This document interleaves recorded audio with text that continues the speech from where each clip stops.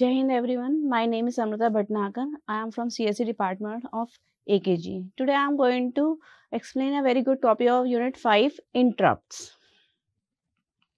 So these all are the outline of this lecture. Firstly, we will understand what is the meaning of interrupts or interrupt signals. Then we will understand what are the types of the interrupts and hardware interrupts and software interrupts. And then we will see how all these interrupt signals can be handled.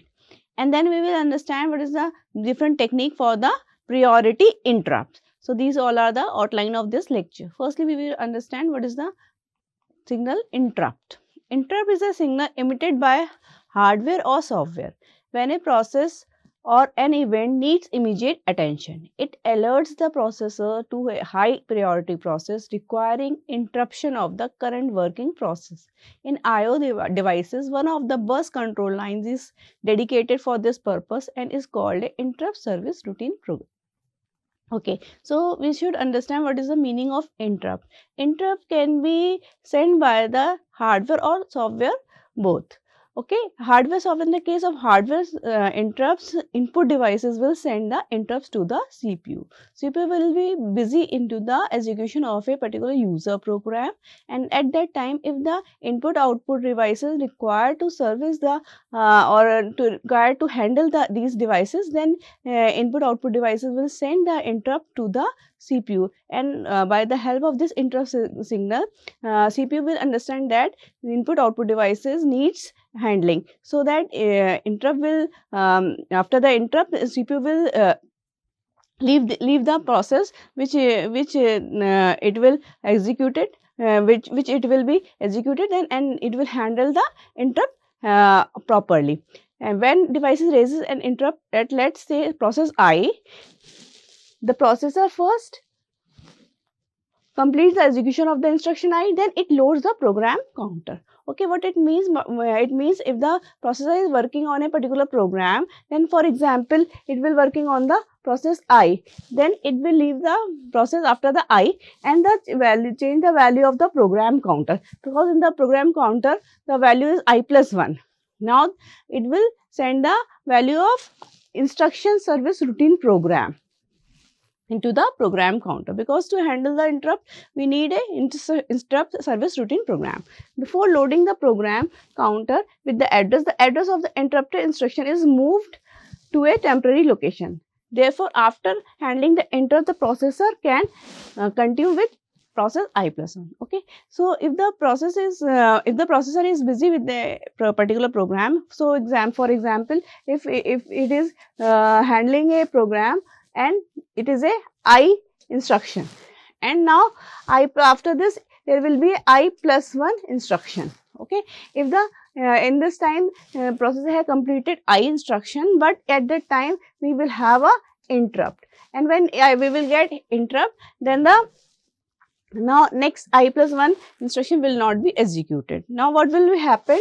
Now the value of the program counter will be changed, and it will get the value of interrupt service routine address. Interrupt service routine program is a program which will handle the interrupt, and this service routine program will be different for the each and every input output devices. So this is a process of interrupt handling. Now types of interrupt. Now there can be two types of interrupt: hardware interrupt and software interrupt. Hardware interrupt can be again categorized in the maskable and non-maskable interrupt. So we'll understand how it is the meaning of hardware interrupt. When we talk about the hardware interrupt, it means hardware will send the interrupt signal here. It can be a hard disk, it can be any type of hardware which require the processor attention, then it will send to the interrupt to the CPU. Hardware devices generate hardware interrupts. A hard disk can generate a hardware interrupt to inform that it has read a series of data blocks. A network device can create a hardware interrupt to indicate that it received data packets. Moreover, input devices such as mouse and keyboard can also create hardware interrupts. Interrupt management and routing service help to send the hardware interrupts directly to the CPU. Okay, so when the hardware devices will send the interrupt signal, then it is known as a hardware interrupt. It can be a hard disk, it can be a particular mouse, it can be a printer, it can be a keyboard. So these all are the input output devices can send the interrupt, and this is known as a hardware interrupt. Now, there can be two type of hardware interrupt. First one is the maskable interrupt and another one is the non-maskable interrupt. In the maskable interrupt, these interrupts can be delayed when the CPU receives higher priority interrupts. And non-maskable interrupt, it is not possible to delay these interrupts. The CPU should consider them immediately. What it means? This is the main these interrupts have highest priority. So, we have to handle this, or CPU have to handle this interrupts immediately. But in the case of non-maskable interrupt, in the maskable interrupt, it can be delayed, but in the non-maskable interrupt, CPU should not delay the interrupts. So, these are the two different type of hardware interrupts. Each hardware interrupt has a reference number called interrupt number. Each number corresponds to the hardware that generated the interrupts. Therefore, the CPU can easily recognize the devices that cause the interrupt. Usually, hardware interrupts are asynchronized. What it means, each and every interrupt will have a particular reference number, because we have different type of devices like input device, like output device, printer, keyboard, and these all devices will have different reference number, so that CPU can recognize the interrupt signal coming from which device. Now, the software interrupt. An executing program generates software interrupts. It can communicate with the kernel to invoke system calls. For example, assume that program requires a valid number for a variable, but it gets a null value. Then this situation can cause a software interrupt. Assume that program has an infinite loop. Then this can cause a memory leak and cause the program to go to an unresponsive state. Furthermore, assume that it is necessary to divide a number by 0. It can cause an exception and it is the software interrupt. Usually, it is possible to solve software interrupt. So, when we have interrupt with the software instruction, and there is a possibility of software interrupts. So, there are many examples of software interrupt. If we have divide by 0 instruction, what it means, because answer is infinity in this case. So, this is known as a software interrupt, and system will not work properly in this case. So, these are all are the software interrupt case, and you can have any infinite loop also. So, is this another example of software interrupt? So, software interrupt can be generated by the executing a particular program with the help of software. Now, interrupt handle. How we can interrupt handle? Whenever an interrupt occurs, either software or hardware, the CPU stops running the currently executing programs and activity. Okay, then corresponding interrupt handler is executed. Interrupt handler is also called interrupt service routine program. It is a block code of associated with a specific interrupt condition. After handling the interrupt, the user program are executed again. Again, I am going to give you an example. For example, this is the memory. You can see here, this is the memory, and these all are the user program which is executed by the CPU. If it is a first, second, third and fourth, there are 4 instructions in the program. Now, you can see here, here all the instructions are stored. You can see here there are 4 instructions are stored here. Now, for example, firstly, CPU will execute the first instruction, then second instruction. For example, if after the second instruction, you will have a interrupt here. Now, what will be happen here? Now CPU wants to handle the interrupt. Now, this interrupt can be handled by the interrupt service routine program. These interrupt service routine program also stored in the main memory. You can see here, for example, this is the interrupt service routine program. Now, CPU have to jump from this location to this location, and it will store the next instruction address, which is a 3 address, into a particular temporary location. Fine, and it will handle the interrupt firstly, and interrupt will be handled by the interrupt service routine program, and will execute interrupt service routine program, which is also in the main memory. After executing the interrupt service program, when the interrupt will be handled properly, then again CPU will return to the or resume from the instruction which it has already left. So in this case, the third address is the 3 is the address of the next instruction where CPU have to resume again, and this address will be stored in a particular temporary location, so that after the returning from the interrupt handling program, CPU will take the address of the next instruction. So in this way, the interrupt handling can be possible. Now, next topic is priority interrupt. Now, what is the meaning of priority interrupt? Why we use this priority interrupt? A priority interrupt is a system that determines the priority at which devices generating interrupt signals simultaneously should be serviced by the CPU first. High-speed transfer devices are generally given high priority and slow devices have low priority. And in case of multiple devices sending interrupt signal, the device will high priority gets the service first. So, priority interrupt, the concept of the priority interrupt is very important when we have more than one devices to interrupt the CPU. Now, what is that is a question, which device will be handled first. So, that is why we have to give the priority to the all the interrupts. With the highest priority interrupt will be handled first, and then other interrupts will be handled. So, firstly we have to give the priority to the each and every interrupt. So, for the handling the priority interrupt, we will have two techniques to handle the priority interrupt. First one is the daisy chaining and other one is the parallel priority interrupt. So, you can see here these are the two techniques for the priority interrupt. First one is the daisy chaining priority and another one is a parallel priority interrupts. In the daisy chaining example, the daisy chaining method involves connecting all the devices that can request an interrupt in a serial manner. This configuration is governed by the priority of the devices. The device with the highest priority is placed first, followed by the second highest priority device, and so on. The given figure depicts this arrangement. You can see here the proper arrangement of the devices. You can see here we have three devices here: device 1, device 2, device 3. Okay, and these all device can interrupt to the CPU. So, you can see here there is an interrupt request. This is a signal by which these devices can send the interrupt to the CPU.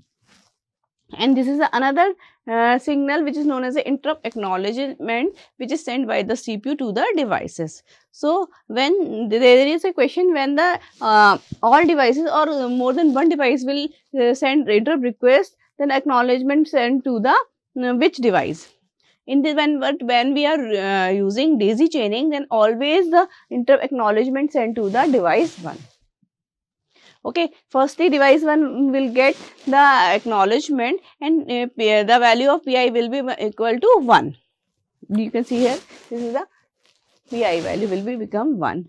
If it is requested for the interrupt handling, then it will take the value 1 and send the PO is equal to 0 to the another device, and it will use this token. It is like a token. You can see that this is like a token. It will keep the token and it will send the vector address on the device. The vector address is address of the interrupt service routine, first address of the interrupt service routine program. For example, if this is a keyboard device, then the vector address will be the first address of the keyboard device service routine program. Fine. If this device don't want to handle the interrupt, don't have send the interrupt request, then what will happen? This then it will send the PO is equal to 1 again, and this token will be given to the device 2. If this device wants to handle that interrupt by the CPU, then it will keep the PI is equal to 1 and give the value of PO is equal to 0 and send the vector address to the data bus. In this way, if this device will not send the not send the interrupt request, then it will send the PO is equal to 1 to the device 3. In this way, this token will be circulated to the other devices. If the device wants to handle the interrupt request, then it will keep the token, otherwise it will forward to the another device. And if it will keep the token, then it will send the vector address to the processor data bus. And when the CPU will get the vector address or service routine program address of the device, then CPU can handle the particular interrupt easily. So, in this way daisy chaining will work, but there is some disadvantage of the daisy chaining. What are the main disadvantage of the daisy chaining? First, a disadvantage of the daisy chaining is that it will always send the acknowledgement to the device 1, which is not appropriate, because always when the always device 1 will get the acknowledgement first chance, then always the device 3 will lack, and it will starve because it will not get the token many times. So, this is not a good technique for interrupt handling, because it is based on the only the arrangement or connection which is serially connected devices. The first device which is close to the CPU, then it will get the acknowledgement first. Okay. So, this is the main disadvantage of the priority interrupt or daisy chaining interrupt. So, there is an interrupt request line which is common to all devices and goes into the CPU. When no interrupts are pending, the line is in high state. But if any of the devices raises an interrupt, it places the interrupt request line in the low state. The CPU acknowledges this interrupt request from the line and then enables the interrupt acknowledgement line in the response to the request. This signal is received by the PI, or which is known as a priority input of device 1 always. If the device has not requested the interrupt, it passes this signal to the next device through its PO or priority output. PI is equal to, in this case, if it will pass the interrupt signal, then PI will be 1 and PO will be 1. But next case, if the device had requested the interrupt, then the PI is equal to 1 and PO is equal to 0 will be there. The device consumes the acknowledged signal and block its further use by the placing 0 or at its PO priority output. The device then proceeds to place its interrupt vector address into the data bus of the CPU. The device puts its interrupt request signal in high state to indicate its interrupt has been taken off. So, you can see here, in the case of when the device have requested the interrupt, then PI is equal to 1 and PO is equal to 0 will be there, and then device will send the vector address on the data bus. Vector address is the address of the service routine pair which service that device. This is the first address, you can say that. If the device gets 0 at its PI input, it generates 0 at the PO output to tell other devices that acknowledge signal has been blocked. Fine. If there is no PI is equal to 0, then PO will be 0 always. Hence, the device having PI and PO is equal to 0 is the highest priority device that is requesting an interrupt.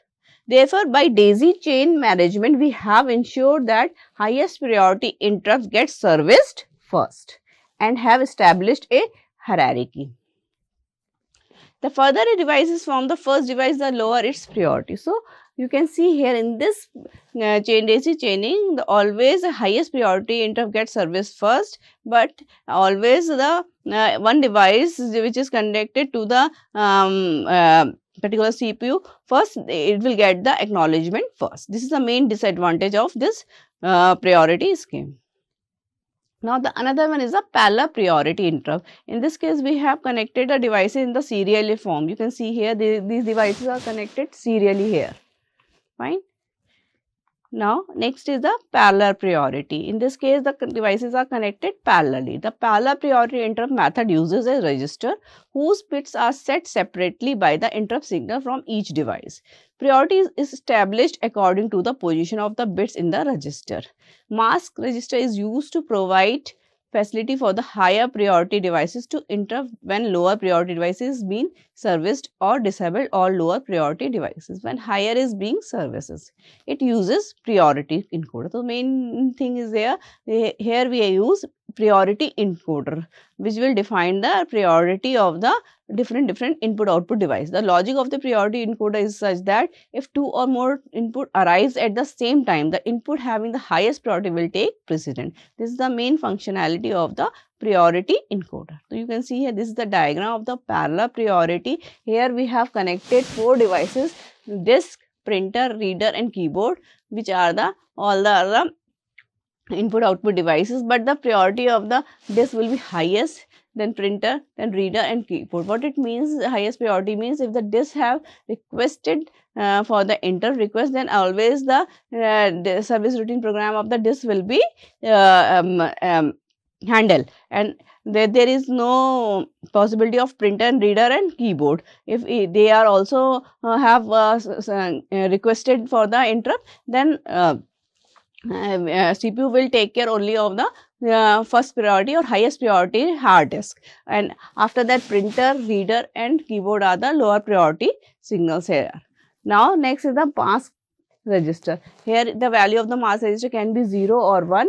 So you can see here the interrupts register and the mask registers input will be go to the AND gate. If in the AND gate, if the one value is 0, then the output of the AND gate will be 0. So if the both value of the interrupt register and the mask register will be 1, then only the AND gate will have the 1 value. Okay, so in this way I0, I1 or I2, I3 will be the priority encoder's input, and I0 will be the highest priority, I1 will be the next highest priority, and I2 will be the lower priority, and I3 will be the lowest priority in this system. Now you can see here it will generate 2 bits output, which is known as a vector address. So you can see here the priority encoder is generate the vector address of the device. For example, if the disk will have the highest priority here, so the value of xy will be generated here. For example, 0, 0 will be generated, and these all are 0 will be connected here. So these 1, 2, 3, 4, 5, 6, 7, 8, 9 zeros will be a vector address of the disk, where the service routine program of the disk will be written. Fine. And another thing is you can see here IST is for the interrupt status, and IN is the interrupt enable flip-flop. If the value of these interrupt status means will be 1 when the one device of these 4 devices will be give any one device will give the interrupt into the priority encoder, then the IST will be 1. IEN the signal when the CPU will be ready for the handling the interrupt. So if these 2 values will be 1, then what will be happen?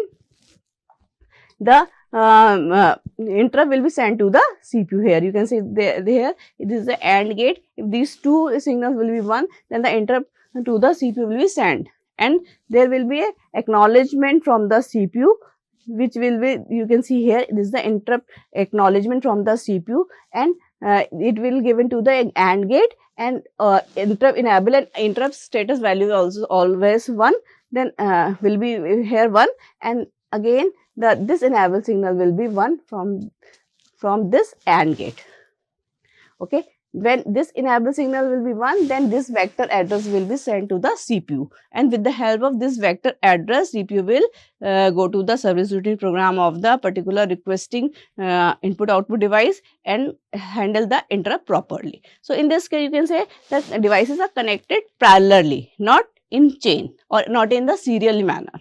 So in this case, we will check IE and IST signal also. IEN is used for interrupt enable and IST is used for interrupt status. So in this case, we can remove the disadvantage of the daisy chaining. So these are the 2 different process of the to handle the priority interrupts. Thank you.